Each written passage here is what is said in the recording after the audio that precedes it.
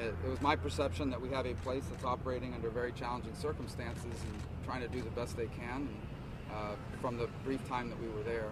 And obviously we need to ensure that irrespective of how someone came here or what legal status they're under, we're the United States of America, and we should have the highest standards possible in terms of how we should treating people.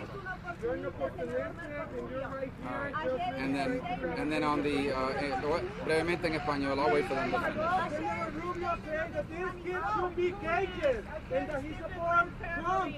So no, this is an opportunistic moment that he's taking. He's an opportunistic. Against immigrant families in favor of imprisoning children and taking them from their families. Why don't you check his tweet? His tweet says that these kids belong here behind bars.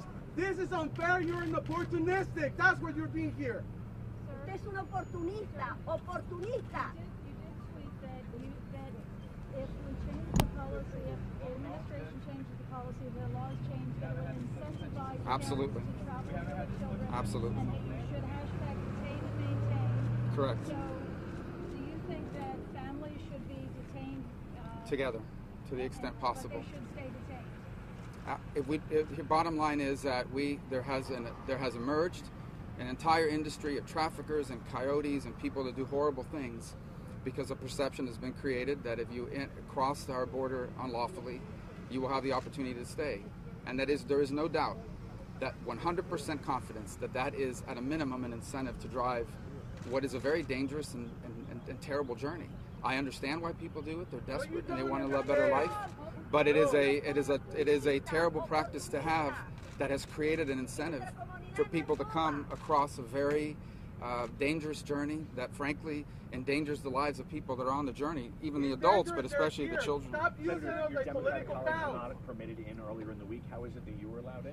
Well, they'll be here tomorrow. I think yesterday an email went out from the department and it said there were two specific times that would be available. And so today at 1 o'clock, and I think another again tomorrow at 1 o'clock.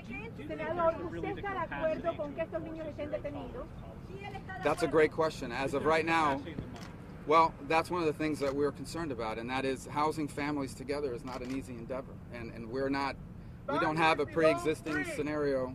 Dude, can you just let him finish just for a second? Families belong free. Why Got do it. you say Okay, that? got it. Families belong free, not in detention centers. We'll talk to you after, sir. Let him finish, please. I'm sorry. Just to So we don't. have the capacity and the money for. Well, the answer is probably at this moment no, and that's one of the things that Congress needs to step up and do. If that's in fact the policy that we want to pursue, then that capacity needs to be created. And it's not just housing together, but housing people in conditions that are safe and nurturing. And that's what we need to do because we're the United States of America. But it will require reconfiguring places such as this and others if those are the places we choose to use. It will not be easy to do that. Do you think that's worth it? Because that's a lot of people. Sí, lo vamos a hacer un momentico en español y va a terminar en inglés. Do you think that's worth it? Because that's a lot of people you're talking about detaining. It is, and I think the alternative, unfortunately, is that we allow this problem to continue and exacerbate. And I would tell you that to have in place a policy that could continue to surge these numbers forward not only will strain our capacity, but I think put the lives of people in danger for years to come. I would also say that one of the things I hope we'll do more of is invest in programs that I've long supported, like the Alliance for Prosperity, because it allows us to invest in places like Guatemala, Honduras, and El Salvador, help those countries sort of improve the quality of life there, deal with these criminal gangs and the like so people don't have to leave. And it's something I've been supporting for a long time, and we need to do more of it. We don't have a migratory crisis from Costa Rica, Panama, Peru, and Chile, because these are places where people are not facing the same dangers and the same challenges. Is there anything that surprised you also? What kind of concerns do you have at the apparent lack of planning or process to unify those kids who are here, whose parents may be deported already? Yeah, that's a challenge, and so a couple things that are happening. Senator Rubio. There's a challenge already. One of the challenges that we have there is, first of all, tracking where parents are. The goal from these centers is to find a sponsor. They say almost 85–90% are either another parent that's already here, a relative, someone of that nature. There's a process for that reunification. As far as parents that are already in the system, that should be able to happen. I think the fundamental question is where would they go? Right now we don't really have centers that are built for that capacity. But there are some reports that there are, and I'm talking about specifically the children separated at the border, not so much right. The company, but the children separated at the border. There have been reports that tracking